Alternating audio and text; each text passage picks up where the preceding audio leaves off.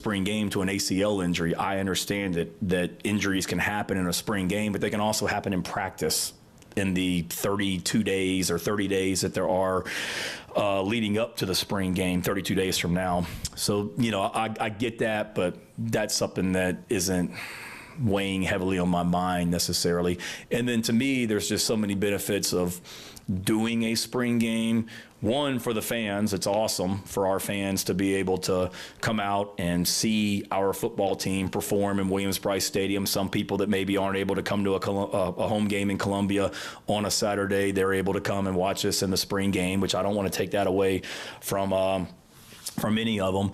Two, I think maybe some of these schools that aren't having spring games, they maybe draw 1,000 people at best, and maybe not all of them. Some of them, look, I get it. Nebraska's not having a spring game. They sell out their spring game, so I'm not attacking Nebraska because of Nebraska. But there are schools that if you watch their spring game, there's nobody in the stands.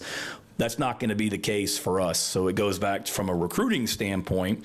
We'll have a lot of recruits here every day during spring practice, but from a recruiting standpoint, that's a huge recruiting tool for us. And we're doing it on a Friday night this year, so there's no other spring games going on that I'm aware of on that Friday night. So it'll be a great recruiting experience for us, and I don't want to lose that because a spring game in Williams-Brice is different than a spring game in maybe some places that I have watched on television before. I've been on the soapbox for 15 years, almost 20 years now, about I wish we had a preseason game in college football. We don't in 2025. So the benefits of our players being able to go perform in front of a crowd is a benefit. Because if you're all of our freshmen, that they're all basically here right now going through spring practice, I think, except for like 5 guys, they get a chance to go play in front of however many thousands of people that we're going to have out there. It's going to be a lot, which for a lot of guys, it's the biggest crowd they've ever played in front of in their life because it's bigger than any crowd they played in front of in high school. And they get that experience, and the first time they do it isn't in front of 70,000 people in Atlanta against Virginia Tech. And then probably more than anything, Jordan, our guys love to compete. And they love to compete. And that's an opportunity to go in Williams-Brice Stadium in front of a crowd and compete in a game setting. And if I told our players that we weren't having a spring game, I think they'd be pretty dang disappointed because of how much they do love to compete. Coach, you alluded to, the standard that you have been setting over the years and how you guys want to continue to go higher. And also you talked about a lot of new faces. So this spring, what are some of the biggest things you want to focus on so this new group is hitting the ground running come fall? Yeah, I think before you get into like personnel, it's making sure that all of our players, whether it's returning players or whether it's new players, they understand that 2024 didn't just happen. Like there was a lot of work that went into the 2024 season on and off the field. So understanding that we got to be even that much more intentional in 2025 to have the year that we all want to have. And then really it's just, there's just so many new faces. We lost a lot of veteran guys, particularly on the defensive side of the ball. And they were all down in the training room before I walked out on the field a little bit ago. And you're just reminded like how many guys that have played a lot of football. Tonka was down there and Rashawn was down there and Rocket Sanders is down there and Bam Scott. I mean, that's a lot of guys that have been here for a while that are now gone. And we're talented. There's no question about it, but we're young and we have to develop leadership and we have to develop, who's this rotation, what's this rotation going to look like? It's exciting because there's so many competitive battles going on at a lot of different positions. David brought up the specialist, but you could say that about every position on our offense and defense. There's multiple battles going on for roles, and that's what I'm excited to see as we get out there. Shane, we hear a lot about the development side of things, and I think that was fully on display out in Indy a couple weeks ago. But one thing I think that gets overlooked a little bit is the job that Luke Day and his strength and conditioning staff have done. We look back a year ago, some people on the outside looking in, questioning what was going on. You guys made some tweaks. What can you say about what he's been able to do, and especially over these last couple of weeks in terms of the growth with some of these guys heading into spring ball? Yeah, I'm glad you asked that, Mike. He's remarkable. Luke and his entire team is. That's an experienced staff down there. When you just look at our strength and conditioning staff and the roles they've been in, to have a Chip Morton, who's a long-time NFL head strength and conditioning coach as a part of our staff, or Jameel Walker, who was a head strength and conditioning coach in the SEC, and we have him here with us right now, and all of those guys down there that have run their own teams at other schools as well. Nate Suttergan, Mitch Oakey, those guys have been awesome. So it's a really veteran group that Luke has down there, and they do a great job. They think outside the box. I think a lot of strength coaches, there's just this cookie cutter, here's how we do it, because every strength coach in America does it this way. And those, Luke and his team, they do a great job of thinking outside the box and finding better ways of doing things. Luke always uses the term course correct when, we're on the right course, but we got off course a little bit. How do we correct and get back on course? And sometimes that may mean tweaking and changing some things, and they're very willing to do that. But the development part of it is huge. If you just, when you go back and you look at, players that have come into our program from other schools that thrived in our program and maybe didn't thrive at other places. That goes back to, the individual, but what we did in the weight room also. And you're right, there's some guys that were in Indianapolis for the combine that a year ago at this time, I don't think anybody in the NFL thought some of these guys were going to be in Indy. And they came here and they spent a year in our program, and they weren't just in Indy. They thrived in Indy and are going to get drafted pretty high here next month as well. So credit to those young men, but credit to our strength and conditioning program, and they're fantastic, and not another group in the country I'd rather have. Hey, Shane. Hope you're doing well. You obviously went to Capitol Hill recently. What was that experience like for you, and why was it so important for you to be there and testify? Yeah, honestly, Jack, it was terrifying. I can sit in here with you guys, and that can be nerve-wracking at times. But when you're sitting there on national television or C-SPAN or the internet or whatever it was on that day, I don't know. But you've got all these people from Republican side, Democratic side, and they're sitting there staring at you. It's different as well. But it was exciting, so it was fun to be a part of. I'm honored that the SEC and Congressman Russell Fry reached out and asked me to be a part of it as well. I was honored to be on that panel or committee with, some great athletes and an athletic director as well. And it was exciting, neat experience to be up there. It was kind of it was the same day, obviously, as President Trump's address to Congress was that night. So there was a lot of energy, to say the least, on Capitol Hill that day, but it was neat to be a part of, and pretty cool experience. I'm a history buff, so to be able to be up there, and it's the third time I've gone up there to meet with people, but it's the first time I've ever been on television testifying, so that was a little bit different, but neat to see people that, you see on television, neat to be able to talk SEC football with people on the side as well, and be able to be a part of being on Capitol Hill and taking in everything. Emily, my wife, went with me, so that was a neat experience, and hustled back that night and got back in time to see us compete against Georgia in basketball over in CLA as well. But it was important for me to be there. It's just somebody that cares about, one, the student athletes that I get to coach, and but two, cares deeply about the game of football and college athletics that I get to be a part of as well. So if somebody thought that my opinion or my viewpoints on things were important to hear, I certainly didn't take that responsibility lightly, and prepared hard to go up there, and hope I did a decent job of representing. My biggest fear was walking out of there and creating national headlines was something I said, and I don't think I did, but it was neat to be a part of. Going back in April as well for another day up there also. Not testifying, thank God, but just going up there. You mentioned some veteran players are having to be replaced on the defensive side of the ball, and really what seemed to be some important leaders to that room and the team. Is that something in off-season workouts, really on both sides of the ball, that you saw maybe some new leaders starting to emerge a little bit? Yeah, that'll be a work in progress for sure, but no, it's huge. If you, I don't think people talk about that enough.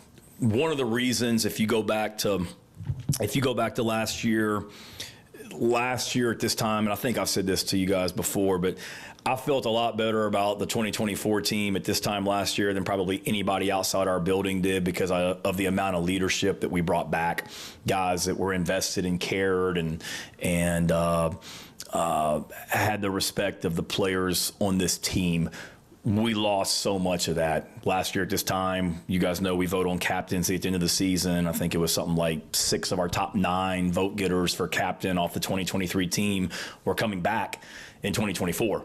Now I think 1 of our top 9 is coming back, or 1 of our top 8, and that's Lenoris as well. So if you look at it defensively, there's a big void in leadership, and who are those guys going to be? And you can't just make it happen. You can't say, okay, Nick Barrett, you've been around here 4 years now, it's time to be the leader, or 5 years, or whatever it is, or Jalen Kilgore, or DQ Smith, or Judge Collier. I mean, there's guys, and they're embracing those roles, but it's just kind of, you got to let it happen, and certainly you got to be intentional about putting them in positions to lead, and we've tried to do that with some of the stuff that we've done in the weight room for sure, and putting guys in leadership roles to learn to embrace that. But it'll be a work in progress, certainly over the spring and over the summer, preseason camp, throughout the season. You know, it was about this time last year we do what we did Thursday, a week ago Thursday, when before spring break, but what we call Grit Night. And that was the first night I remember last year that I heard Demetrius Knight really address the team. And I remember thinking, holy smokes, like, this guy's different with the voice that he has and the way that he's able to talk to the players and the way they listen. And I walked out of there saying, all right, this guy's going to be a leader for us. And that was, like I said, March last year. So it'll continue to happen, but that's a big challenge for us. We've got the right guys, but big opportunities for them stepping into those roles. After getting a taste of Congress, are you considering a run? Not anytime soon, Phil. I love what That's not a denial. It's not, but I love coaching better, so I don't think so. I think Senator Tuberville and some of the other coaches that are up there that are now in D.C., they've got it handled here for a while. I enjoy politics. I enjoy following it and keeping up with it, but I think I'll stick to coaching football for the time being, for a long time. On a more serious note, what do you want to see this spring from Aaron Nolan and Cutter Woods in particular? Yeah. Certainly, we talk about competition and no preconceived notions. All right, well, Lenore Sellers is going to go into spring practice as our starting quarterback, and let's be real, it's going to be hard to beat him out. But I want to see those guys compete. And I don't know exactly what it's going to look like in that quarterback room, because we're still very young. You know, Dante Reno's in his 2nd year in college. Aaron Nolan is in his 2nd year in college. Lenoris is in his 3rd year in college coming up this season. Cutter Woods is in his first practice ever as a Gamecock on Wednesday, and then Jimmy Francis is in that room. He's finishing up his 1st year in college. So it's a very, very, very, very young quarterback room.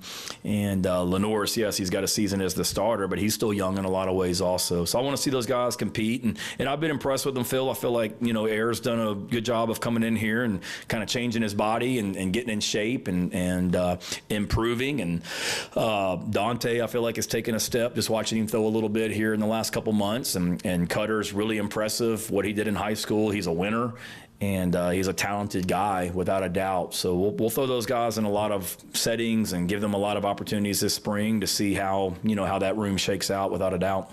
But that's what I want to see, is just watch them compete and take a step. Shane, you lost a lot on the back end with OD and Nick leaving. What have you seen from some of your veteran defensive backs like the Kilgores and Swain and DQ, Floyd? What are those guys doing to get the young guys in? Yeah, they realize that one, if you're a returning starter like Judge and DQ and Jalen, they realize that we just lost 2 pretty good starters in O'Donnell Fortune and Nicky Manwari. So it's time for them to really, take the next step and elevate their game, if they will. I've seen them do that with guys that haven't been starters that have been around our program for a couple years. You mentioned Emory. Now it's time for Emory to now take the next step. It's time. And I've seen him be very, committed and sees that opportunity in front of him and has really worked hard to embrace, an opportunity that he has right now. And then the new guys that have come in with, Miles Norwood and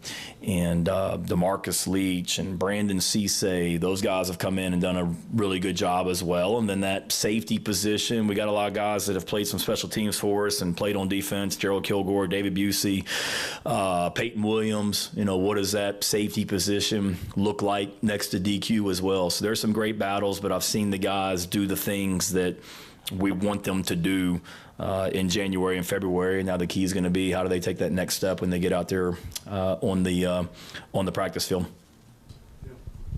One more question on Rasul. Is he permitted to practice Yes. when you guys are on the field? Yes. Yeah.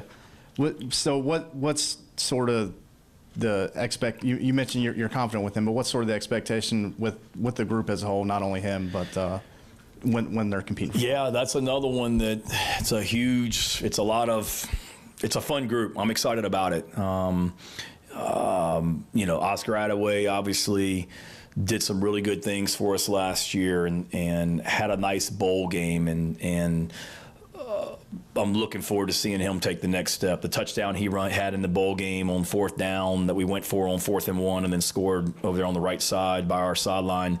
I mean, that was a really impressive run if you go back and watch it from the end zone. Just his vision to be able to see it open up and make the cut that he did and trust his blocking.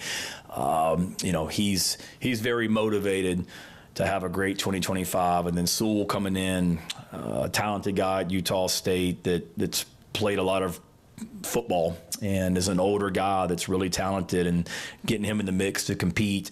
And then 2 young guys. I mean, Matthew Fuller and Jawarn Howe were 2 of our more impressive players in all of the testing that we did over the last couple weeks of our guys, seeing how they performed during January and February. All of our basically our combine, those testing numbers. I mean, those 2 guys were really, really impressive, talking about Jawarn and Matthew. So now it's time for them to take the next step and compete. And then Bradley Dunn's been around our program for a while, and Chase McCracken and Larry Scott and Nathan Harris Wainick. There's a bunch of guys in there. Neil Salvage. So that's a room that's got a ton of bodies that you start talking about who's going to play running back. Those guys need to be able to play special teams. So that's one of the many position battles that we have. But to answer your question, Hale, it's a kind of mix of 2 older guys and Sewell and Oscar, and then some young guys as well, and eager to see how it all shakes out. And y'all know you need more than 1, you need more than 2, you need more than 3, just because of the wear and tear that position has. I think people look at you guys losing all the defensive starters or whatever, but as far as losing anyone to the portal, you really didn't lose a real impact player and have been really impressive at keeping guys on your roster over the last couple years. I know it's a lot of culture. You're great coaches. Lenoris probably helps, but how have you felt the last couple months about the NIL infrastructure and backing at South Carolina, and how much has that allowed you to retain the roster these last couple of years? Yeah, it's been, fantastic. And obviously you're always searching, like every sport, every program is, you're always searching for, avenues of revenue to be able to bring into your program, without a doubt. But, I think first and foremost, you want guys in your program, Jordan, that want to be in your program for the right reasons. And we do. We have guys, certainly we're very competitive from an NIL standpoint, but I'll put our culture up against anyone. And when you ask players that come from other programs about it, they'll tell you the same thing, just how it's different here. And I really am grateful when I hear them say that, without a doubt. I want people that want to be here. I want people that want to be here for the right reasons, and we have that. Certainly there's a lot of expectations for us in 2025. We got a good thing going, and we're really just getting started in a lot of ways also, as you talk about the future of this program and where we're going. But we got a great group of young men that are close and connected and want to be a part of this team and know they can be developed here, and everybody, has their goals goals for what they want to accomplish as a student athlete and beyond. I would say everybody in our program wants to play in the NFL, and if you get an opportunity to go play in the NFL, that's going to be a lot more than you ever make from a NIL standpoint while you're in college. So just making sure that you're making the best decisions for the next 10, 15 years of your career, not so much what you can get for the next 6 months or year as well. And we got guys that starts in recruiting, bringing the right guys into our program, and then when they get here, being who we say we are as a program and treating them the right way and realizing, what they told me in recruiting is exactly what's happening here when they get in our program. Because I think that's when you get in trouble, is when, you tell a guy something in recruiting and then they get into your program and they realize that's not quite what I thought it was going to be, and that's not quite what you told me. That doesn't happen here, and it goes back to, trust and the way we treat our guys. Thank y'all. Have a great week. All right, that's Shane Beamer, his spring presser, getting ready for spring practice. Pro day is tomorrow, and everything starts getting rolling this week. All right, it's a halftime show. David Ayer, Terry Ford, Tyler Head. We'll get back into it, talk nothing but football in the 1 o'clock hour, sponsored by Atlantic Windows and Doors, next here on The Game.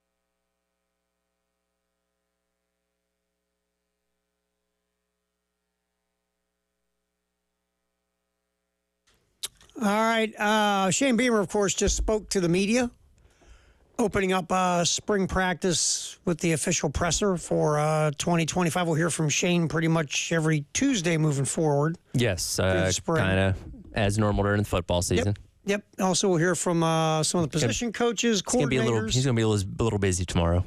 You think? Yeah, I think so. No, he'll be hanging out with us. That's right. Well, we think. Last year we got assistants. That's all right. Jay got to talk to Beamer last year at Pro Day because Jay's special. No, Jay's but we special. didn't. All right.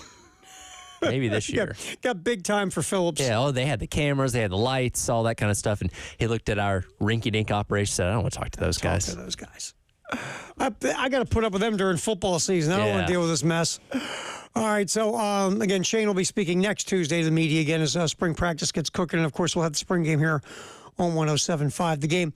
One of the things that stuck out when Shane, because, again, obviously our buddy David Cloninger got the first question, and David asked about injuries, and Shane was funny. He's like, David, I knew you were going to ask that, so I had a paper put together for me with injuries. And he forgot it. And I left it laying somewhere. How many times you pulled that, like, with the wife? I had it. Yeah. Where is it? Left it somewhere. It's always a good excuse. I'd rather look absent-minded than stupid. And when you inevitably find it, was it in the last place you looked? I always loved that. My aunt was great for that. Where's the last place you put it, honey? Well, if I'd known that, I don't know. Have it. Thanks. But the injury thing, the one that sticks out is Michael Smith, the tight end. Again, it's not the end-all, be-all. The Smith doesn't practice in the spring. The important thing is Smith lines up for Virginia Tech when it's for real. But Smith, I mean, you saw it in flashes last year, the upside, the high ceiling, the physical ability as a freshman to get on the field and play. I mean, obviously a work in progress as a blocker. That's where Smith really struggled last year. But in the passing game, you saw the potential what he could be if he keeps developing. And, again, not playing the spring isn't like, oh, my God, but you just hope he's ready to roll in summer practice and for Virginia Tech. Yeah, and he's somebody that came in and made a big impact early on in the season, kind of, exploded onto the scene. And he's somebody that going through fall camp last year, I remember a lot of people saying, like, this looks like a grown man, out there as a true freshman. Mm-hmm. And, well, I saw that. If I remember correctly, he was a little bit nicked up during last year as well because his play time kind of ebbed and flowed a little bit. And obviously Josh Simon was your primary, choice there at tight end and ended up being a leading receiver overall. But that's a group this year that you do have returners like Michael Smith, like Brady Hunt.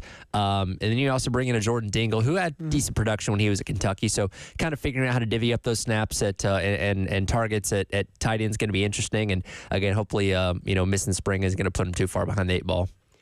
All right, football in the 1 o'clock hour, sponsored by Atlantic Windows and Doors. Again, we will be at Pro Day tomorrow, 9 to noon. Tyler and Wes and Chris and Jack, the whole crew will be over. Jeannie will be there. I might even sneak in when no one's looking.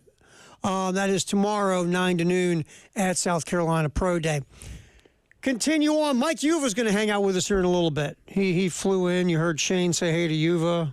I guess Yuva came in on the private jet, the Yuva family jet. See, here's my question. Does he actually do his other job at all? Yeah, I know he went to Rhode Island to be this news guy, but every time I see him, he's doing something Gamecock Central related. Yeah, you notice that? Yeah, he just asked me, could he come on over and hang out with us? You don't care if he comes in the studio, do you? Go right ahead. All right. Tyler said you can come on over, Mike. So, yeah, come on over. Yuva will be in studio with us to hang out from Gamecock Central, get some of his thoughts on Pro Day for tomorrow. And we'll ask him, do you really actually do your other job? I'm serious. Like I've seen a ton of GC content, but I never seen any of the news stuff. What's the deal? All right, halftime show. David Dare punching the buttons, making sure we stay on the air. Tyler Head, Terry Ford. Nothing but football in the 1 o'clock hour, sponsored by Atlantic Windows and Doors. This hour, our buddy Mike Yuva from Gamecock Central is going to come hang with us right here on the game.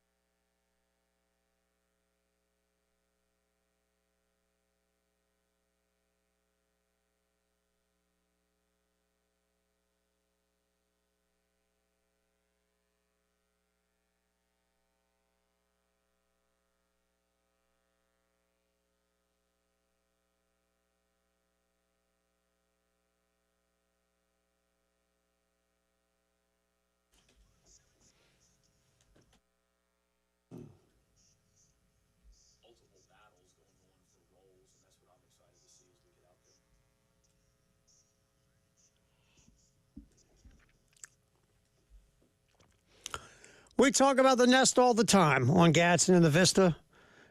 You give them a call at 803-978-2025.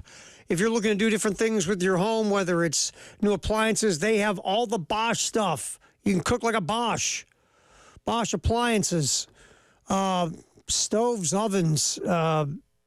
Bosch is that's thumbs up in quality. Lots of Bosch stuff over at the Nest. Also Kohler for the bathrooms. A lot of different things with fixtures and lighting and a lot of Kohler bathroom products over at the Nest as well. So all the big names, you can get them at the Nest. Again, you call 803-978-2025. Set an appointment. Tell them about your vision, your dreams, your goals for your home, and your budget. And they'll make it happen for you. You can go to thenest.com and check out the showroom, thenestshowroom.com, and see all the great things they have over at the Nest. 7 years of experience to help you out. 803-978-2025. Give them a ring at the Nest. Change your home in 2025.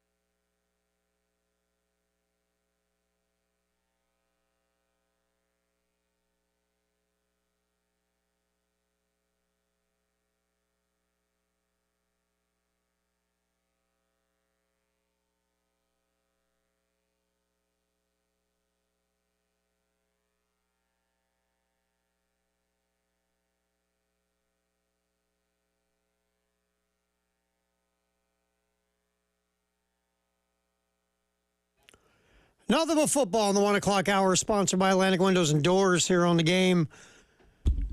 Tyler Head, David Ayer, Terry Ford. We are rolling till 3. Mike Uva will be here in a little bit, hang out with us from Gamecock Central. Talk some football with Mike. He'll be a pro day tomorrow. Tyler wants to know, do you really have another job? I have serious questions. Again, I know he left a couple months ago, and it's like every time I see him, he's doing something GC related. And I'm like, do you actually do the fulfillments of your other job as well? Or are they just like, where's that Yuva guy at? Didn't we hire somebody to be this on-air sports anchor? Puts a cardboard cutout of himself up in the studio on the set. Maybe so. I can imagine it's probably a lot warmer here than it is in Rhode Island right now. Yeah, well, where would you rather be, freezing your tail off in Rhode Island or hanging out when it's 60-some degrees Listen, in Columbia? I have no desire to live above the Mason-Dixon line. You know what it's like. I told you, one of my kids' college visits is Rhode Island. Yeah. He got accepted to go to Rhode Island, and he likes the university. I'm like, you like it now in July? Oh, yeah. Everything's nice in July. I said, by the way, Hoss, remember when we did the tour? And he's like, yeah. I go, remember they talk about heated sidewalks? You know why they need heated sidewalks? Yeah, they don't put those in places where it only dips down to 45. Right. They don't have heated sidewalks in Florida. Just say it. You go to University of Rhode Island, you're going to send me a picture of you laying on a heated sidewalk because you're so cold. No, you're not going to be able to see the sidewalk. He also got accepted to Vermont, which Rhode Island is like the Bahamas compared to Vermont. I say, Vermont is like a worse Rhode Island with maple syrup. Yes. So, yeah, it's cold. It's cold. Winter here, much better than winter there. All right, so U of O popping here just a little bit from Gamecock Central. Going back to what Shane said during the presser real quick, Tyler. We were waiting for the question about spring games. Was that Jordan K? Asked it? I believe so. Yeah, Jordan from the state. Jordan K asked a question about spring games, and I love the answer. And, Shane's like, look, I'd like to play an exhibition game. Obviously, I'm not getting much traction on that. But we like competition. We don't think it's, teams are going to watch our spring game and go, wow, anybody ever heard of that guy just caught that pass? He can play. Let's see if we can poach him. Maybe we can, get that guy on the down low. But the best thing Shane said was it's about our fans. And it's one of the things we talk about. The spring game is free. Most places. Here it is. It's free. And Shane hit the nail on the head. There might be a family or a fan or some people who can't come to a game on Saturday during the season for whatever reason. Work schedules, maybe they can't afford it, whatever it is. Now they get a chance to come watch the spring game. It's not a regular game. No, at least they come to Williams-Brice, sit in the stadium, and get to watch South Carolina. And that matters to some people. And I say this all the time about this stuff. And I think that's why Matt Rule has become like my football public enemy. Mm-hmm. Because, again, I say this constantly. In sports today, has become such a big business, pro and college. Everybody's making money except one group, the fans. They're the ones spending money. And without the fans' love and passion, sometimes borderline insanity, about sports, Matt Rule's not making seven figures. Right. Matt Rule doesn't have a nice house and, probably a pet honey badger or whatever. Matt Rule doesn't have all these wonderful things if fans didn't care. And they sell out that bleeping game in Lincoln. And you can come up with, hey, we're going to have drills and we're going to have a picnic and we're going to, have horseshoe toss. It's not a spring game, bro. And again, the people that put you in the spot to have the great life you're having are the ones you're screwing over out of your ridiculous paranoia and you being a control freak. I mean, God love Beamer for this, man. And the fact he threw that in his riff today. It just, because that's to me the biggest problem with all this is you're screwing over fans. Sure. Who make it possible for you. Who make it possible for you to be able to have the lifestyle you have. Punk. Yeah. I feel better now. Yeah, and again, what? Because again, a lot of programs have followed suit with, Rule and canceling their spring games or modifying it to something else. LSU being the latest example of that. What are you showing in the spring game that people can't see on tape anywhere else? Yeah, is this why you can't win in November, Matt Rule? Are you digging that deep into your playbook for the spring game? Let me ask you a question. If he's coming off a 10-win season, is he blathering on like this? Probably not. He's looking for reasons why. Yeah. Did he worry about the spring game when he was at Baylor? I don't think so. How about Temple? No. All of a sudden, everybody wants to poach by. Your teams at Baylor and Temple were better than the teams you're rolling out in Lincoln. Sure. You should have worried about getting poached then. So, Shane, thumbs up, man. Great answer on the spring game. Hey, look who snuck into the studio. We'll get Yuva in here next. Talk some football, but mainly your questions about his real employment. I got to know. We'll find out. We'll grill him next. Our buddy Mike Ewer from Gamecock Central is going to yap with us next. We talk nothing but football in the 1 o'clock hour on the halftime show, sponsored by Atlantic Windows and Doors here on The Game.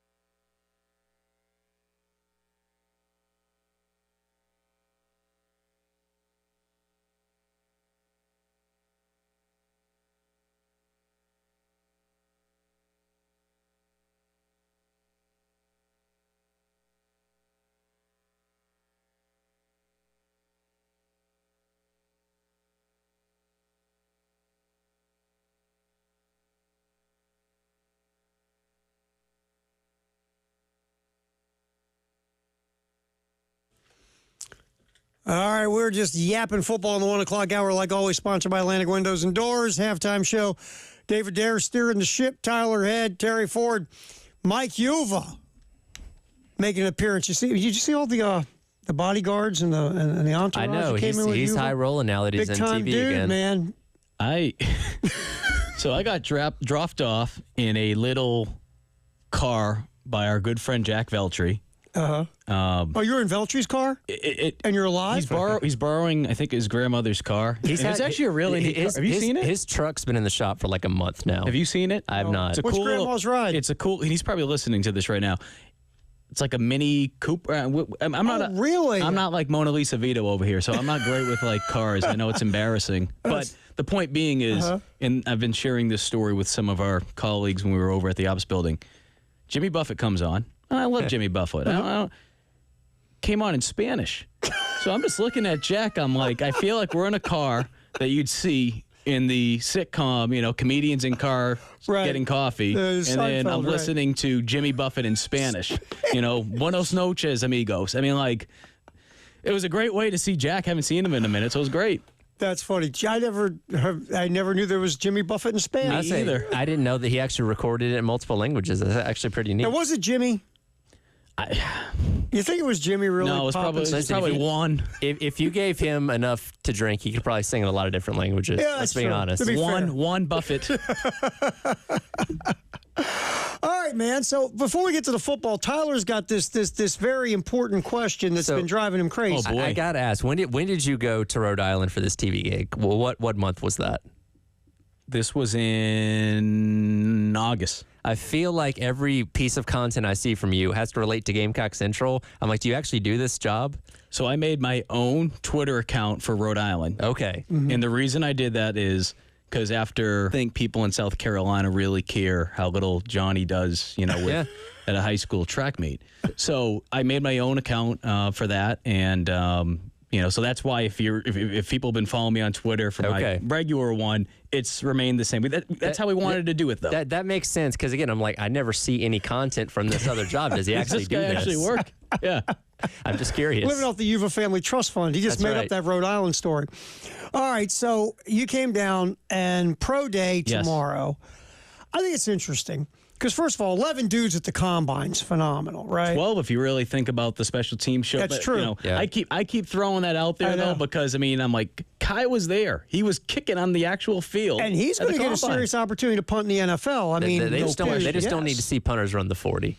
Or bench press. Or bench press. When I was talking to Kai about that, I said, let's call it for what it is. I said, they don't care what how many times you're going to bench. Or the only person that it would really matter to in terms of any of those testings, and we'll see tomorrow, is a guy like Hunter Rogers and how quickly he can get down the field because he's undersized for the long snapper position, but he's so dang quick, so athletic. And I think that's one of the strengths he has as a long snapper and one of the reasons why he was all SEC a year ago. Right. I think what I think is interesting too is how this thing's going to lay out for, like, it feels like, look, I'm a big tape guy. This underwear Olympics is whatever You're a big to tape me, guy? man. I'd rather, let's say they play football. Yeah. Right? I'm crazy like that. Heck of a concept you got there. Yeah, I know. It's wild. Let's watch them play football, not, how they run in You don't Crocs. care what their Wonderlic score is. Do they still do that? The Wonderlic score? I think they still do Wonderlic. Yeah. I think Fitzpatrick holds that's the all record we ever for hear that, about right? is Ryan Fitzpatrick had the record for the Wonderlic or whatever. Pride of Harvard. Makes sense. Yeah. So, to me, you see Nick Emmenwari play, how much he got better from his sophomore to junior year, especially, in coverage and all that stuff. And then he goes to the Combine and runs a 2-flat 40 and bench presses a tractor 73 times and has touched the roof of the building in Indy, and all of a sudden, oh my God, he might even get in the first round now. It's hilarious to me. No, it is. And I think the biggest thing that I take away from Pro Day more than anything, or the Combine, is how these guys perform when they're doing their positional drills. So I remember back in 2019, Bill Belichick was down here, and that was the year that Hayden Hurst was coming out, and I believe Deebo Samuel as well. So they had some guys. And the other thing that worked in South Carolina's favor was just the way some of the other pro days lined up. So I say that because Alabama, their pro day's done. Georgia, they're not on the same day. I don't know exactly who else has pro days tomorrow, but when you look at the number of players that South Carolina has potential to be able to have drafted. I remember doing our interview for Gamecock Central with ESPN Insider Field Yates. Field thinks that they have a good chance of being able to break that mark of 7 guys, which they've done twice. That's the mark. And I think they could get double digits. And I know that, okay, well, you're saying that you're a home. Realistically, you look at it, 11 guys were invited to the draft, and there's some other talented guys. But to your point, how do they move around in their positional drills? Because I think that's the biggest thing. This is the way and we've all seen this in the draft process. Yeah. Dude pops halfway through the year, 3/4 through the year, mock draft number 17,402, puts him in the first round, right? Oh, yeah. Then, all of a sudden, for whatever reason, he loses momentum, right? And now Kyle Kennard's gone from bottom of the first round to second round, maybe fall in the third round, and all these other things. But to your point, go out to the pro day, show better than you did at the combine and your positional drills and the other things you're going to do, and hopefully you can pick some momentum back up again. I still think Kennard goes no worse in the third round. I think he's going to go in day 2. How about you? Yeah, no, that's kind of where I'm looking at right now. I think Nick, and I think we could all agree with this, that he'll be the first Gamecock off the board. I think what it comes down to is whether or not he'll be the first safety off the board. And depending on how things play out, he could be, in that 20 range. He could be a little bit later than that. He could be a little bit earlier, depending on how things go at Pro Day. If there's one team that's there in particular and they say, wow, I really like this kid. I like the way that he fits moves. what we want to do defensively. Correct. And everything, right? So I think after that, TJ Sanders is the second player that I'm looking at. And then to your point with Kyle Kennard, I mean, I think with what Demetrius Knight did at the Combine, I don't want to get too carried away because I think sometimes we see this too, right? Like a guy tests so well, to your point, the underwear Olympics, someone does so well, and it's just like, man, this guy's going to skyrocket. Demetrius did some good things. And I think the biggest thing, and I think we can all agree, and we saw the tape, for a guy that big, he moves so well. And it's not only just, okay, hey, 40. Offensive line, and you're like, oh, God, that's going to be an 8-9 yard gain. And all of a sudden, here comes Demetrius Knight out of nowhere, and it's a 2 or 3 yard gain or a 1 yard gain. To your point of how he laterally covered sideline to sideline.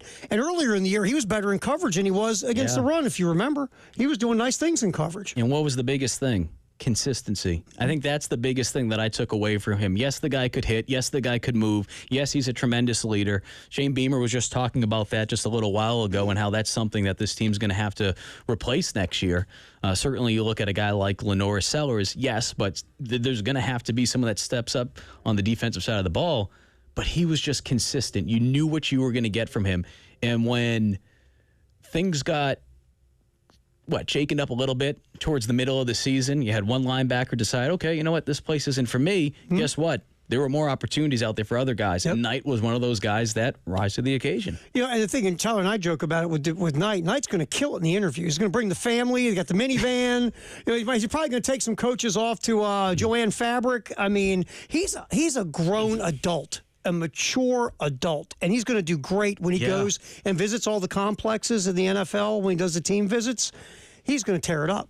And it's one of those things from just like a stability standpoint. Like that's how I look at it, is you have a guy that he has his life already there, right? He has a wife, he has children, he knows what his priorities are. You're not going to have to worry about a guy like that in terms of doing the right things and all that. This guy, he comes into your program, he's going to just be a guy that wants to play ball. Absolutely. You gonna hang around for a little while longer? You got anything to do? You got another. You got a TV job. Well, the girlfriend's up north right now. So did you leave her up north? For this time. We'll be back in April. So this is a business trip. Who's really getting the vacation? She Question. is. Yeah, that's a good point. She's like, really, honey, here, let me start the car for you. Here, let me get you to the airport. Really, I'm going to miss you. All right, Mike, you have a Gamecock Central hangout with us. We talk nothing but football in the 1 o'clock hour, sponsored by Atlantic Windows and Doors here on the Halftime Show in the Game.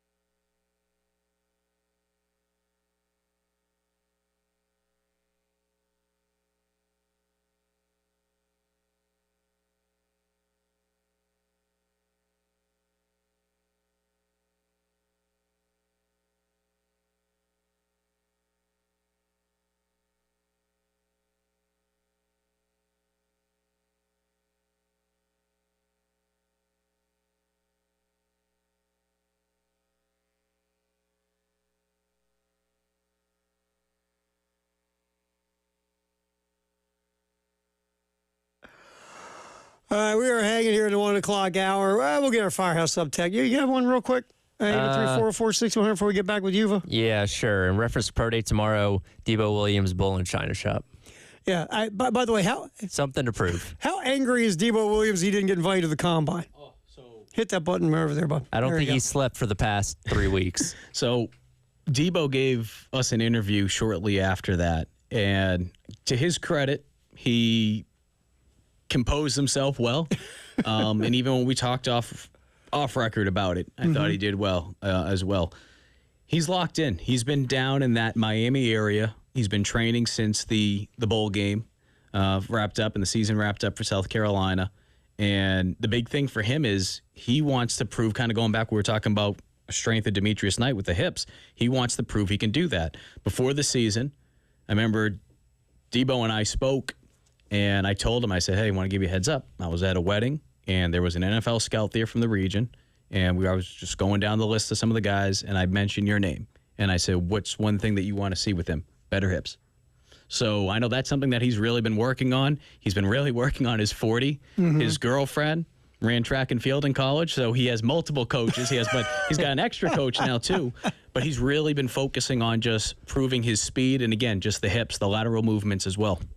He brings a lot of things to the table, but there are things that, like you said, NFL scouts look at him and say, okay, hips, and there's some other things in the football playing Size of the game. because they think they think he's just a little bit short, and I think it's one of those things where he can't control that, right? But if he goes out there and he can play at a high level, then, and especially in the other thing too, I think that he has really going for him that people forget.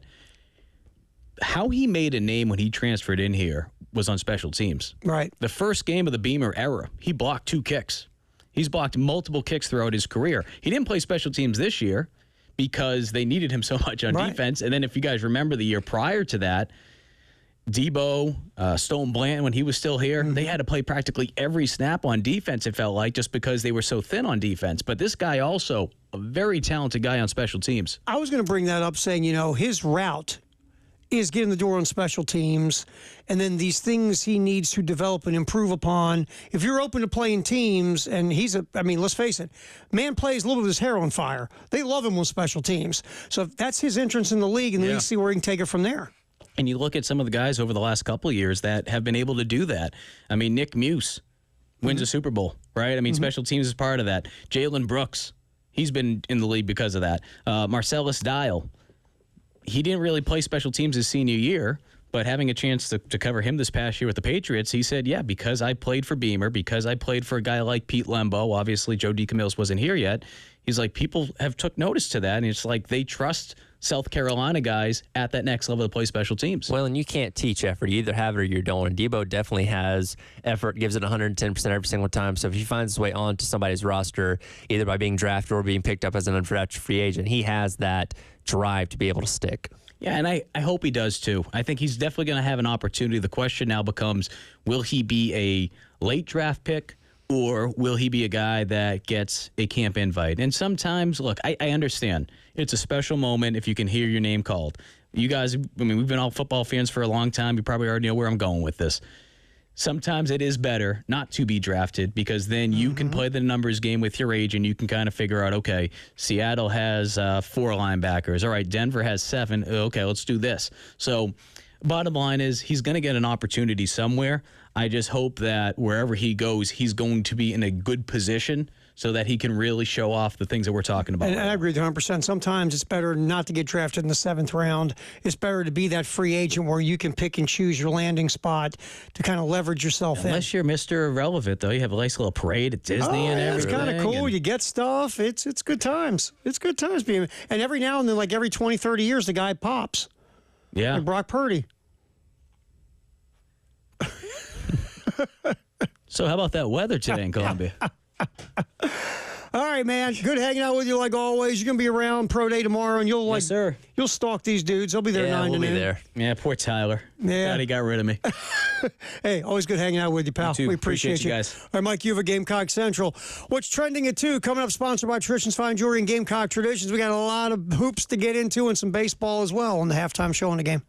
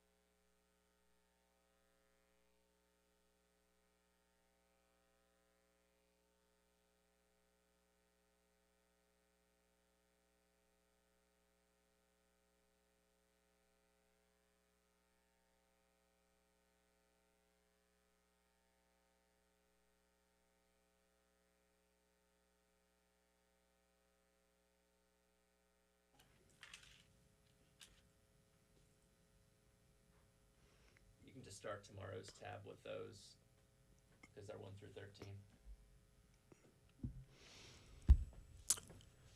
13. It is a halftime show.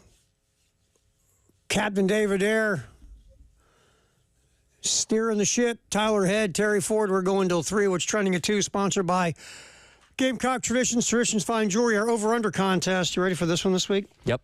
Over-under. How many of the top 16 seeds will make it to the Sweet 16?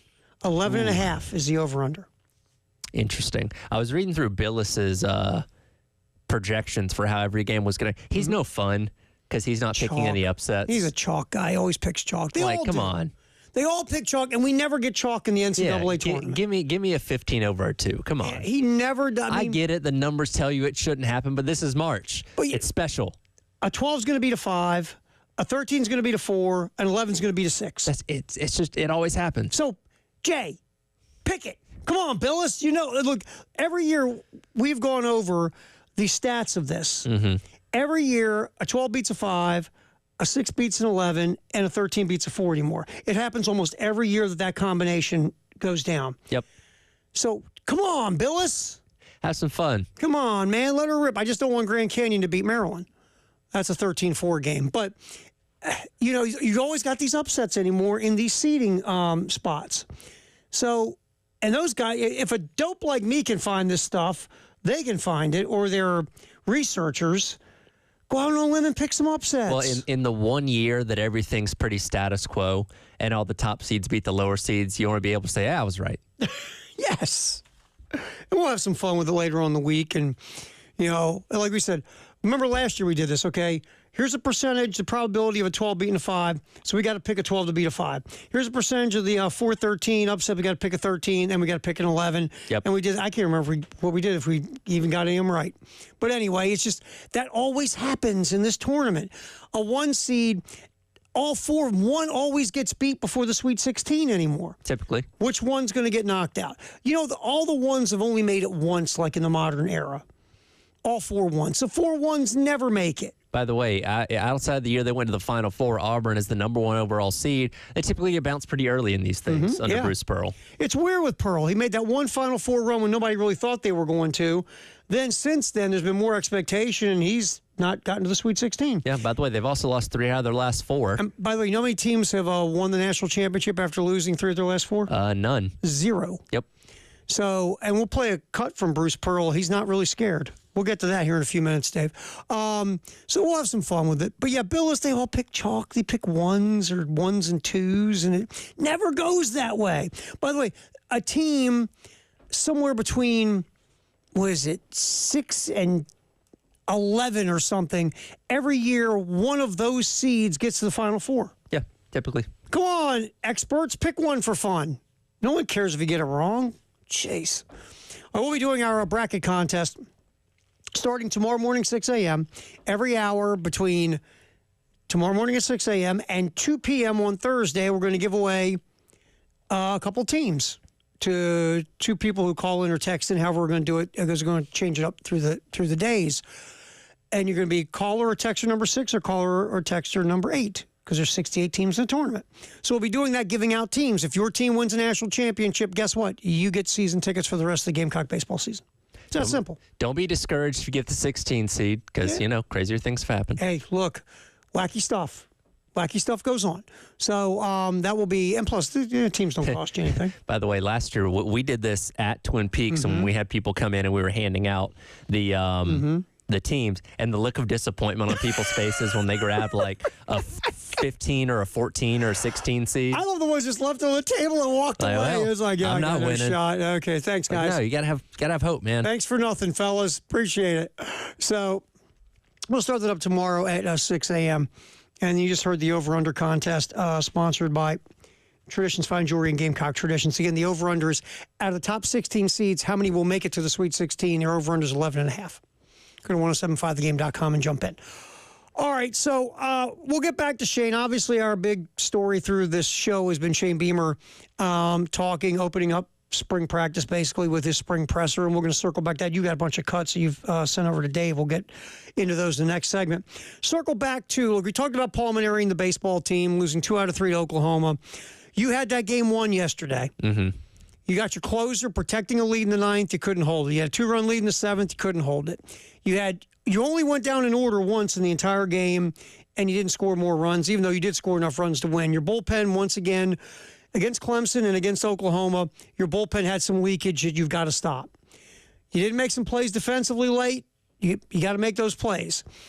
A multitude of things happened, but the bottom line is you should have walked out of this weekend series winning 2 out of 3 over Oklahoma at home. Yeah, and again, the margins are so razor thin in the SEC that, losing one series doesn't kill you, but it's one of those things that you look back on and say, man, what difference that one game could have possibly made. And again, now you're getting set to go on an 8-game stretch, starting with College of Charleston tomorrow, and not ending, but this short little stretch ending with North Carolina, in a week or so. That could really be a big swing one way or the other on how the season's going to go.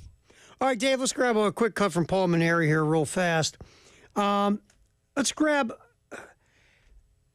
Let's go with cut 3 about the fielding issues late in the game. Because, again, a couple of plays weren't made in the middle infield, and it ended up it wasn't the only thing, but it contributed to the loss to Oklahoma yesterday. Let's get cut 3, Dave, about the fielding issues late.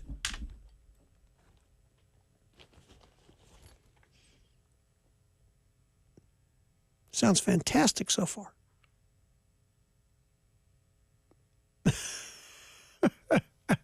There it is.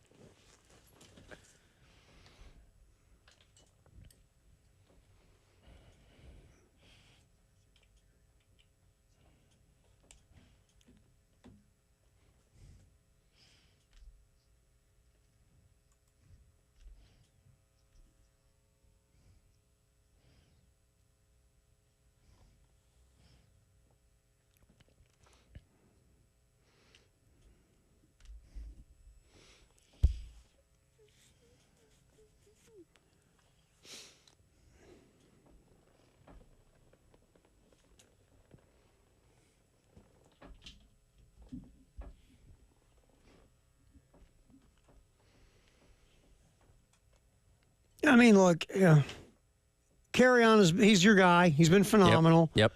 Kazmar has been solid at short for the most part. Just, they both had, balls hit to them. They'd love to have back and maybe make a better play. The other part of this game we didn't talk about, Dylan Eskew only gave up 1 earned run. That's the good news. Struck out 3. That's the good news. Only gave up 1 hit. That's the good news. Here's the bad news. Only threw 4 1/3 because he threw a ton of pitches because he walked 4 hitters. Walks were a consistent problem for this team the entire weekend for whatever reason. Look, we know Eskew's a guy he's gonna last some hits. The ball's gonna get you put in play, which is why you have this defense out there that you've kind of solidified these past couple weeks. With Carry On taking over at second base for Naraki, you feel like you feel good about what you have with Scobie at third, and obviously Kazmar at shortstop. And you had a couple of key plays go to those guys right there in the middle of your infield, and not that they were the most routine plays in the world, but plays you thought they could have made that they just didn't, and ended up being very big and why you lost this game. I mean, the thing with SQ is if you get him to be able to, throw more strikes, not go so deep into counts with everybody, maybe get a little bit better command, because SQ's got good stuff, obviously. It's just you'd like for him to last longer than 4 1/3 innings when he's only giving up 1 earned run. Sure. Because now you got to parade your bullpen out there. And if SQ could have at least got you maybe 6, then you're kind of strategizing. Not to say it would have changed what happened with your bullpen, but now you're not parading relievers out there. Now you're more in line of, okay, now we'll bring our bridge guy in. Now we'll go to our high leverage guys.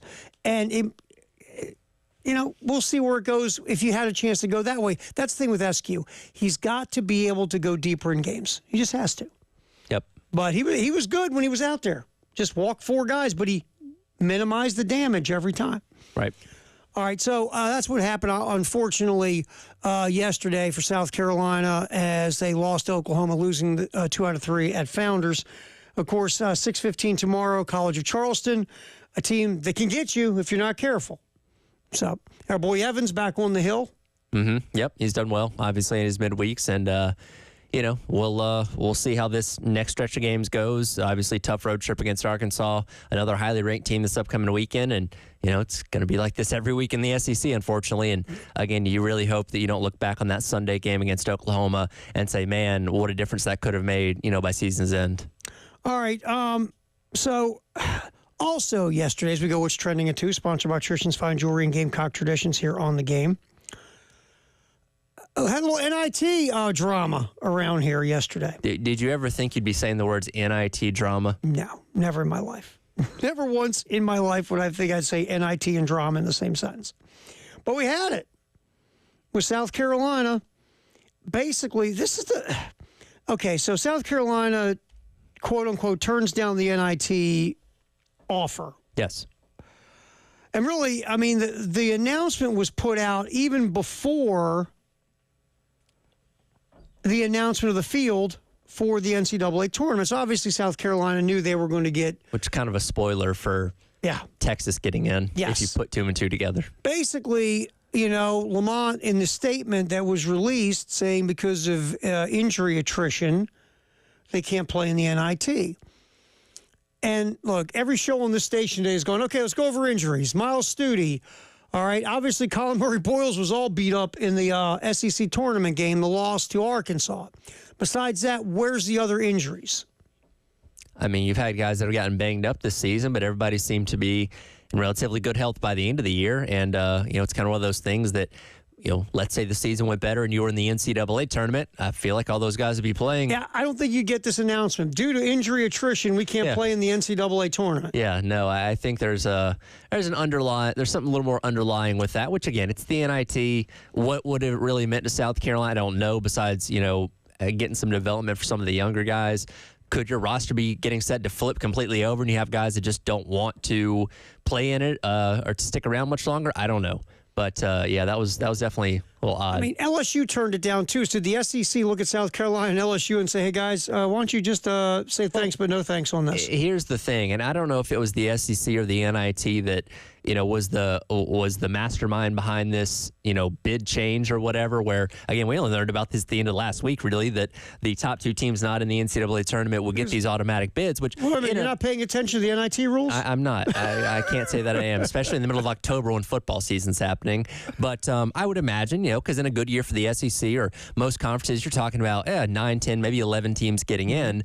It's like, okay, well, you're going to let, at that point, 6, 7, maybe an 8-win SEC team in to the NIT, you know, as that 11 or 12 or something like that, but not getting in. Nobody foresaw 14 teams getting in and literally taking the worst 2 teams in your conference and giving them those bids. Yeah, I mean, look, I said this Friday.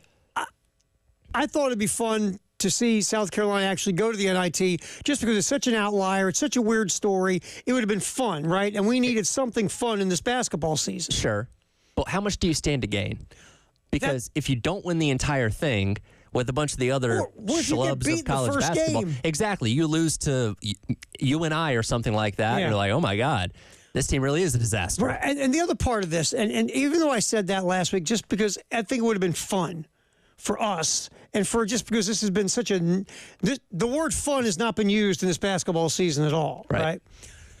But if you want to say, look, let's be real, no one cares about the NIT. Nobody. No. The NIT, you know what the NIT is? It's a consolation prize. Yes, it's what it is. It's like, you know, it's like Christmas. You don't get the gift you want, but you got tube socks, but you do need tube socks, right? Yeah. You didn't get. You said, you know, I asked for I asked for a new computer. I got tube socks. Yeah. The NIT is tube socks. Very much so. Same thing with the CBI. There's this new college basketball crown. If you're not in the dance, none of these other things matter. Season's over. So yeah, you get to play for a trophy, and you get to go to Vegas or whatever with some of these things. But yeah, they're not worth anything. Look, everybody's got their own opinion about this. There are people who thought South Carolina should have played. People who thought they shouldn't have, and that's fine. But at the end of the day, the NIT doesn't matter. No, it just doesn't. And there are some power conference teams who have turned it down, by the way, not just South Carolina and LSU. But it was weird. What's the real reason behind it? Hopefully we'll find out as time goes on. But South Carolina said, nah, we're good. All right, what's trending at 2, we'll hear from Shane Beamer. Also, we'll get that Bruce Pearl cut about Auburn struggling as they roll into the NCAA tournament as a 1 seed. That's coming next on the halftime show on the game.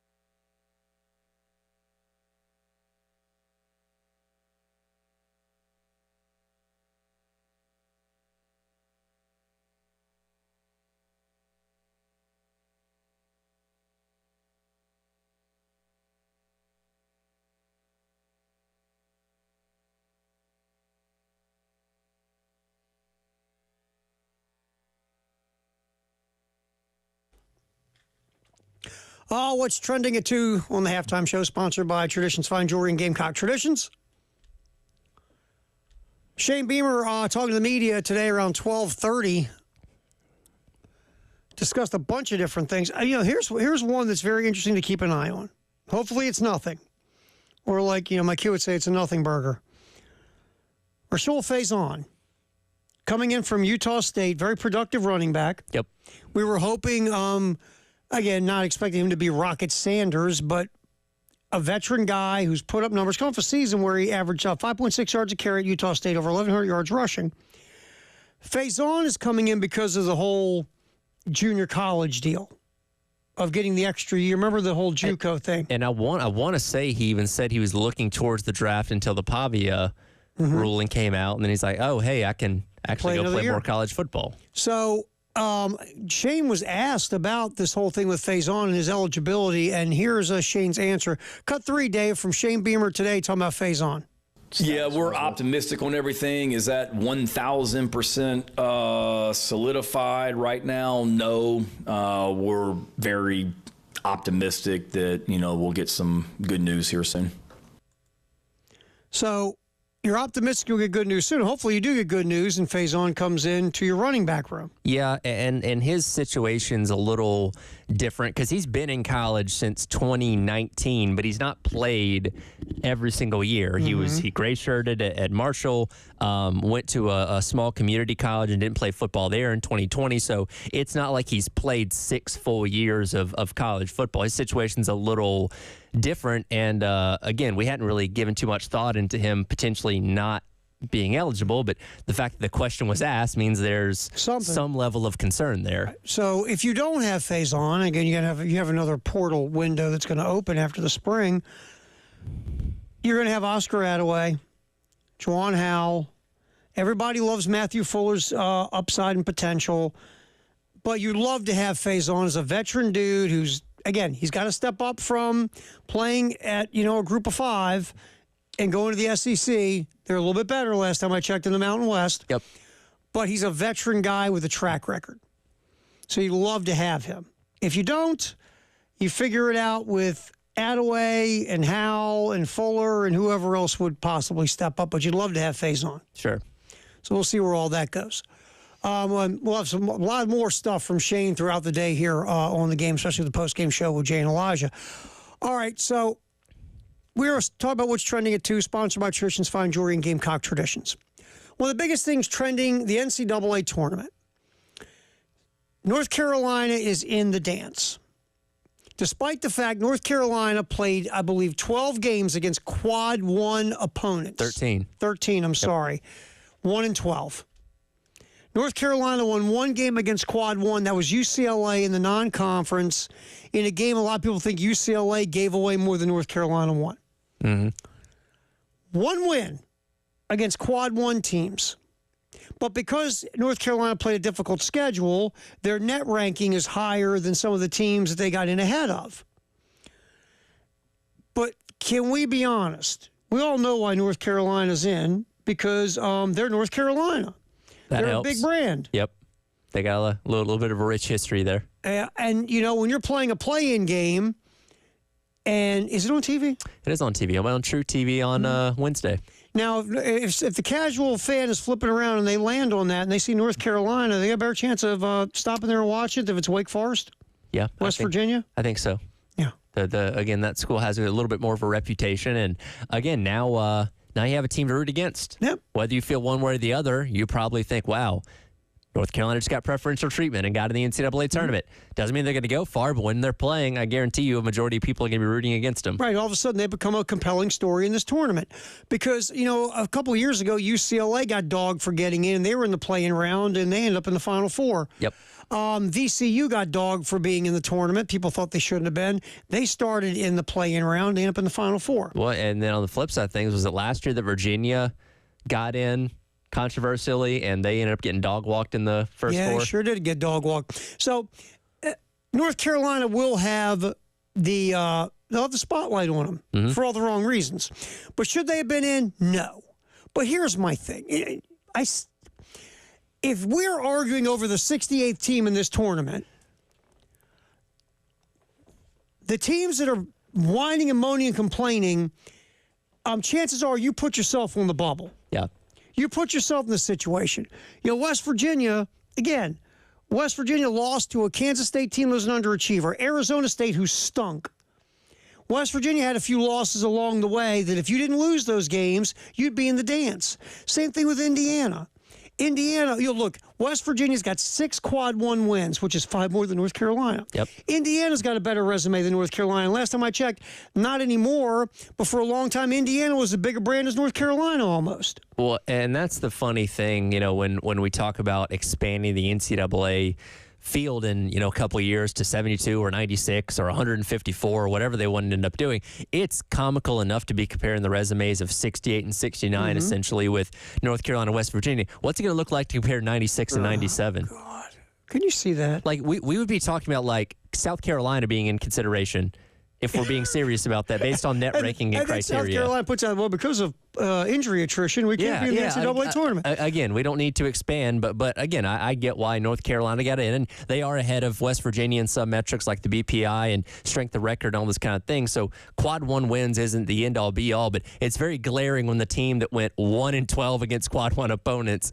did get in with that last spot. Because their resume is built on their strength of schedule. Yeah. But if you play a strong schedule, it's one thing to have tough schedule. You still got to win a lot of those games. You got to beat somebody, right? Yeah. But we know it's a TV show. North Carolina will bring more ratings than West Virginia. We get it.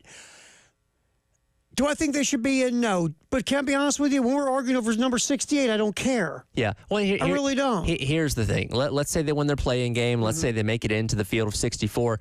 Are they likely going to go very far in this thing? Probably not. This is a story for a couple of days, and by the second round of the Sweet 16, we've forgotten about this. And everybody who does the bracketology shows had something to scream and yell about yesterday. Yeah, exactly. Again, it gave us content for the day. Yes, which I was happy about. I'm like, okay, here's something to talk about. We love content.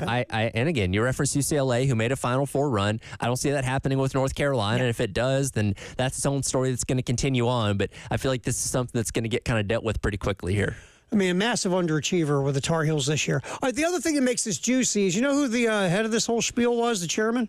Yeah, the AD, Bubba Cunningham. Of North Carolina. Who just happens to be the selection committee chair. Now, when you're in that room and they're talking about your school, you have to leave the room. Yeah, you have to excuse yourself. Get out. All right, guys, I'm going to step out real quick while you guys discuss my program.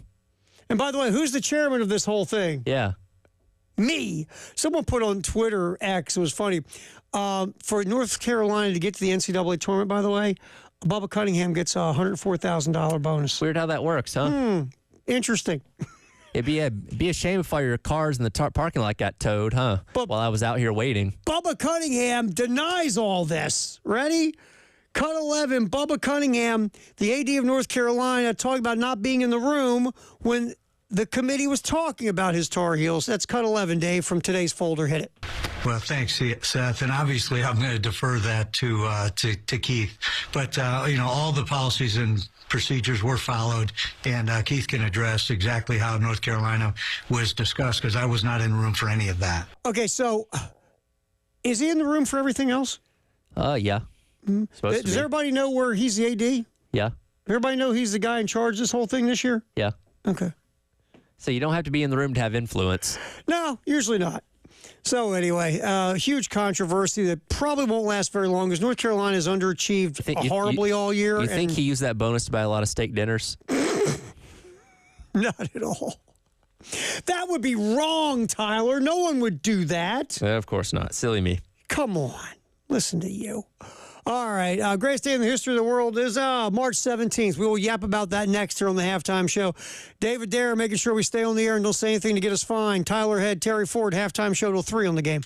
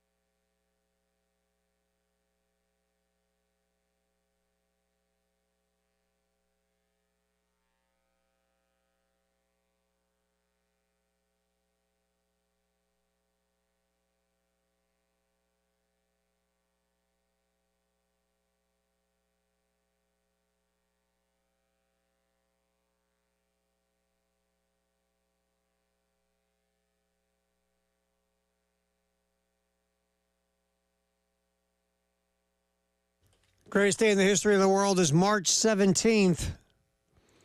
Here on the halftime show. Tyler Head and David Ayer and Terry Ford hanging out here on the game. This day, we like to go old school. I always like one or two little old school references from back when things happened before cable. So, 1939, Tyler Head.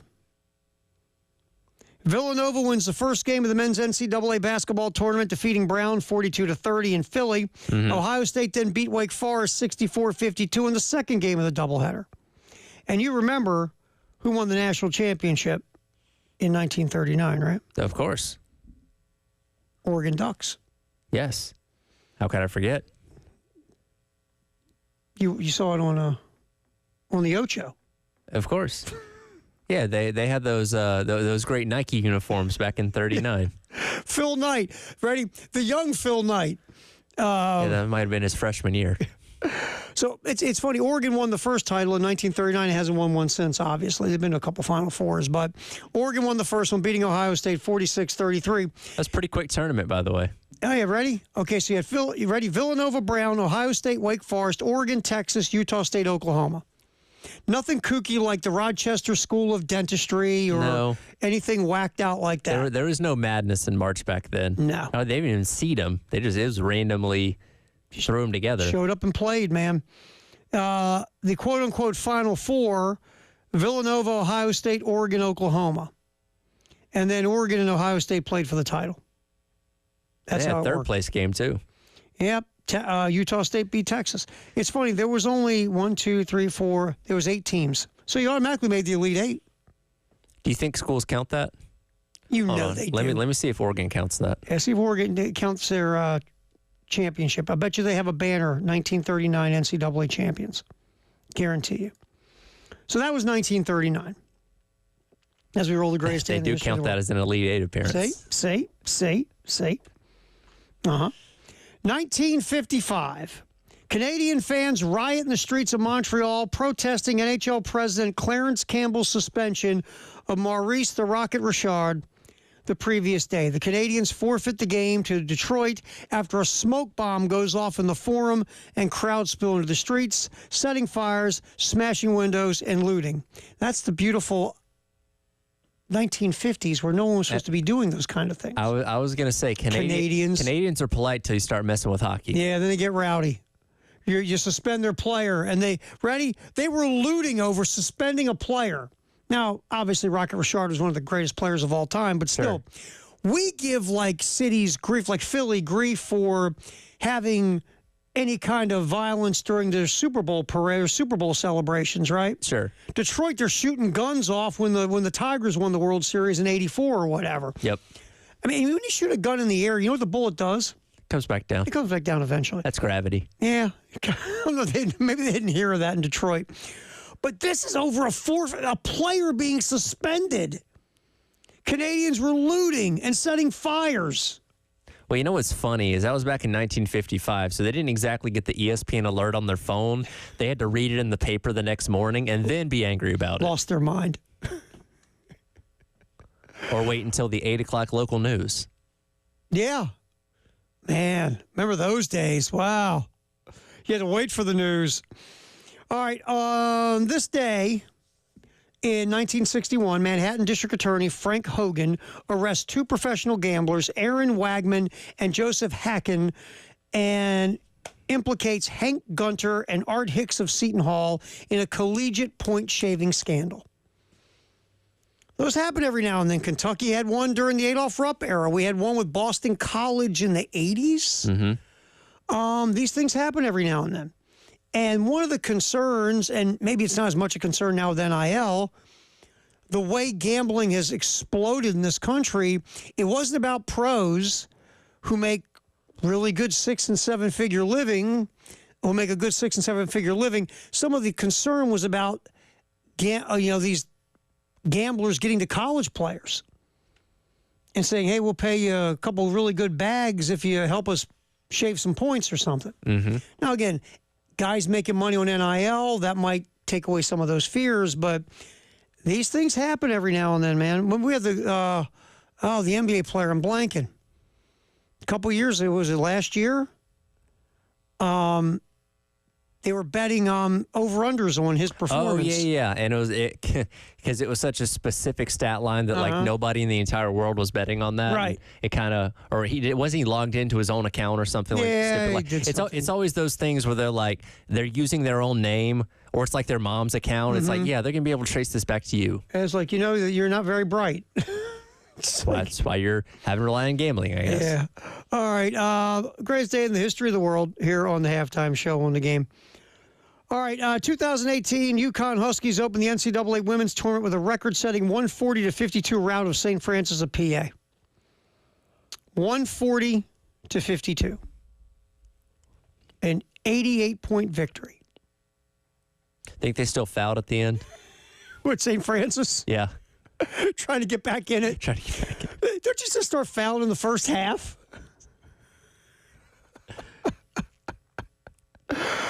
Oh, and in 2020, the French Open becomes the first Grand Slam tennis tournament to be postponed because of COVID. This day in 2020. Again, we're going to have a lot of those in this day in the history of the world for 2020, right around this time. So, and again, everything shut down. We talked about it. And then you had college football come back. SEC played just an SEC-only schedule. The Big Ten wasn't going to play. And all of a sudden, we're going to play a couple of games. Of course, then the Pac-12 was doing everything the Big Ten was doing. And it was chaos, basically. Yep. Just chaos. Oh, I remember. Oh, yeah. All right, so that's the greatest day in the history of the world here on the game. Terry Ford, Tyler Head, David Adair. All right. A lot of stuff going on this week. So we did not get to the Palmetto Citizens Federal Credit Union Grand Slam giveaway. No Grand Slams over the weekend. The pot's $150 again. Go to 1075thegame.com to register. If a Gamecock hits a Grand Slam, we will then draw a winner on the early game the next day at 7:30. And if you qualify, it might be you. So again, go to 1075thegame.com, the Palmetto Citizens Federal Credit Union Grand Slam giveaway. We will do our, what we call the thing, a handoff from Little Pigs on Alpine, and also our Firehouse Sub Text the Hour next at 803-404-6100. Halftime show with Tyler Head, David Adair, and Terry Ford here on the game.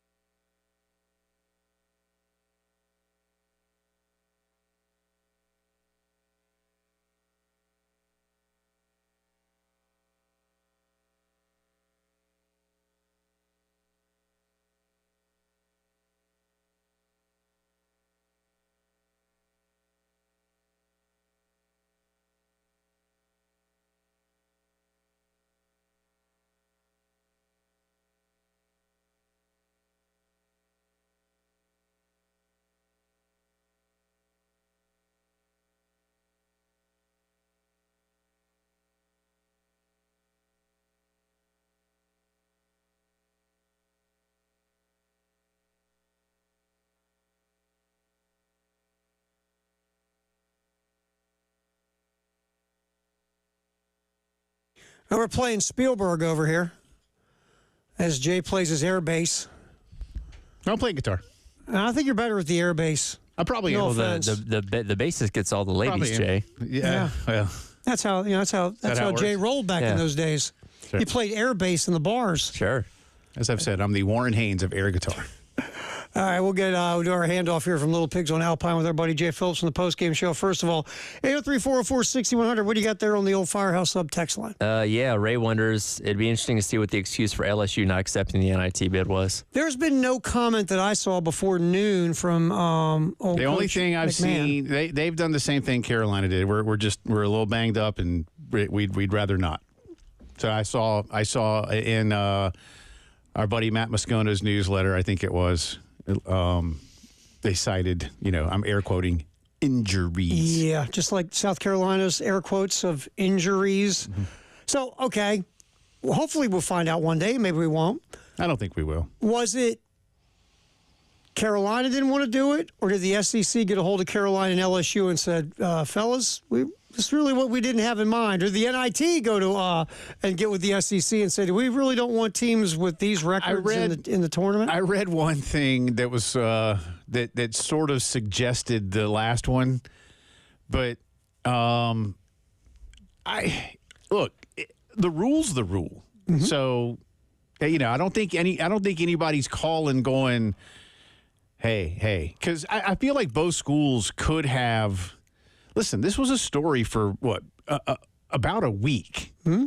So both schools could have come out straight up a week ago and said, hey, we know there's a rule. We're not going to go. Now, maybe that's bad PR. Maybe that's bad protocol. I don't know. Well, okay, two questions. A, would you have liked to see them play? Would you like to see them go to the NIT? I saw your tweet. Yeah, yes, you did want to see them. I have thoughts that'll probably go beyond what we're doing right here. Yeah. So, but yeah, my tweet and I'll set it up for what Elijah and I are going to discuss. My tweet was, if the rule affords you the opportunity, you may as well take advantage of the rule. That's my feeling on it. Now, I've spoken with some folks across the street. Mm-hmm. I get it, but this is like a lot of things in life. It doesn't mean that what I heard today when I asked legitimate questions of legitimate folk, it didn't change my mind. Right. Now, it's not like I'm like, y'all are dumb. I didn't say that either. I was like, I get it. Yeah, okay, I get it. I just think I'm one of those on this thing. Like, again, there was the sports talk show people in me that wanted them to play because it would have given us something fun and different, and it's such an outlier and so goofy. We could have really ran with it and had a good time with it, right? But I guess to me is, I want to know, and maybe I don't know if you do or not, but what was the situation with the players? Didn't get full clarification on that. I'll take Lamont at his word in his statement that he put out last night. And without, just so people, because I don't have time here, I have one thing that I've kind of latched onto in the back of my mind that I've moved to the middle and now front of my mind as to why I'd have liked to have seen this. And that's what I'll be kind of, I'm not going to open the show with that because Dawn's storyline is bigger. And quite honestly, I'm still a little bummed, if that's the right way to put it, about watching the defense for the Gamecock baseball team blow it yesterday. Yeah, I was talking. The defense let them down. The bullpen, if you look at the 6 games against real teams, the bullpen's had some issues after the 7th inning.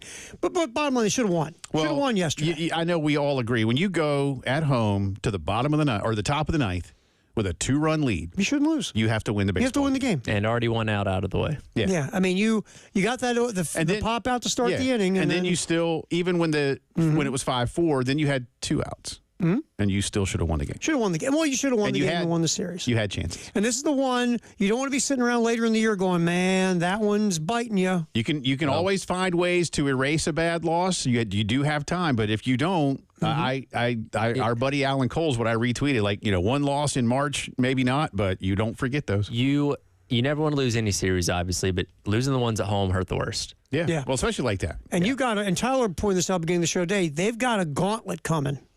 Well, the whole league, man. I mean, you've got College of Charleston and North Carolina in midweek. Plus, you've got Tennessee. Arkansas, Tennessee. The next 8 games are And all Tennessee did was sweep Florida. Yeah, and the next 8 games kind of determine how the rest of the season goes. Because you don't want to put yourself farther and farther behind an 8 ball you can't get around. It was a bad.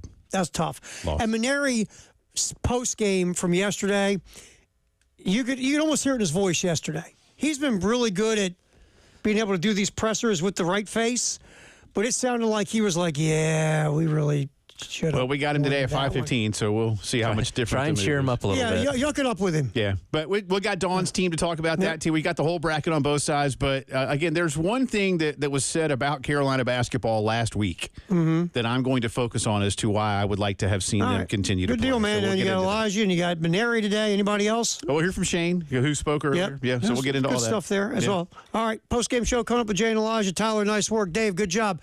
We'll do it again tomorrow here on the Halftime Show.